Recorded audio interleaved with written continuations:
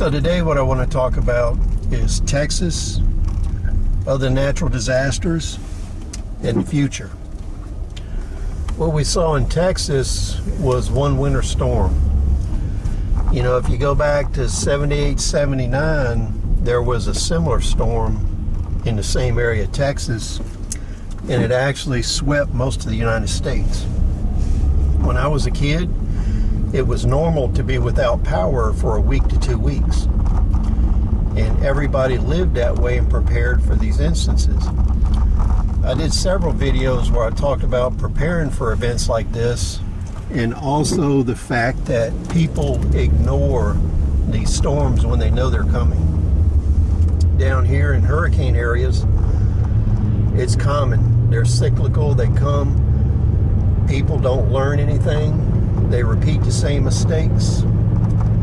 And ultimately, the question is, how much is a human life worth? And to make that personal, how much is your life worth? And what are you willing to spend to preserve it? That's a question very few people ever ask themselves. How much is my life worth? And when you're looking at disposable income or non-disposable income, you should apply that to what you think your life is worth. In Texas, a lot of people died from exposure and hypothermia. All of that was unnecessary. People that had a little bit of money could have bought a My Heater Buddy and 10 or 12 bottles of propane and got through that with no issues. Now, people that didn't have $150 to $200, they could have gone the cheaper route, and just like I said in previous videos, they could have gone down to Goodwill this summer, last winter, this fall, and they could have bought $3 and $5 sleeping bags, blankets, winter clothing, winter shoes. That's always available at Goodwill. And people dump all that stuff, especially in the springtime. So right now you should be hitting Goodwill, secondhand stores, church thrift shops, looking for camping equipment, cheap sleeping bags, heavy blankets, winter clothing, winter coats. If you're cold, there's no issue with you putting on 3 or 4 shirts. Okay, so if you have flannel shirts, you can put multiple flannel shirts on, multiple coats. One of the schools I worked at, it was a very poor rural school, and they had coat drives every year.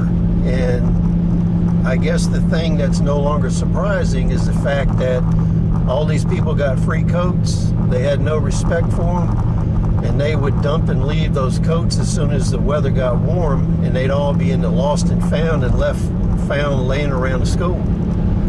So there was no forethought to the next year. This is all a case of self-worth, how much is your life worth, and taking care of your property. Now, the Texas thing bears out the fact that none of these municipalities are ready for an EMP event or a solar storm. EMP event in a war is extremely high probability. So all people really need to do to get ready for a prolonged event like this, if they have wood heat, that is a huge bonus. If they don't have wood heat, they can take one room of their house and isolate it, put up curtains, carpet, plastic to isolate that room and heat that one room. You can, if you could have raised the ambient temperature 10 or 20 degrees, that could make all the difference in survival. So when you take into the account that you could have plenty of blankets, plenty of used sleeping bags, plenty of winter clothing, and you isolate a room in your home, apartment, whatever building you're in, you become survivable long term. And you take into account that you're going to need to provide your own water and food to help you through that, because high calorie count will help counteract hypothermia, but you have to have the water in order to digest the food. So everybody's looking at the wrong lessons from Texas. Instead of looking at the power grid and what was wrong with it, you need to prepare for the failure of the power grid long term. Because as this economic collapse deepens, less and less additional steps will be taken to secure the grid. So you can expect in the future that due to economic strain, less and less maintenance and less things will be done to the grid in order to weatherproof it. Because what's going to happen is people are going to look at normal events and they're not going to plan for tail risks for unlikely events.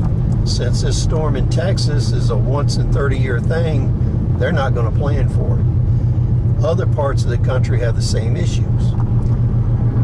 So as we move forward into this deepening economic depression, you need to be prepared for the collapse of all utilities. So you need to think about how you could actually live through an entire winter without power. So does that take a wood stove?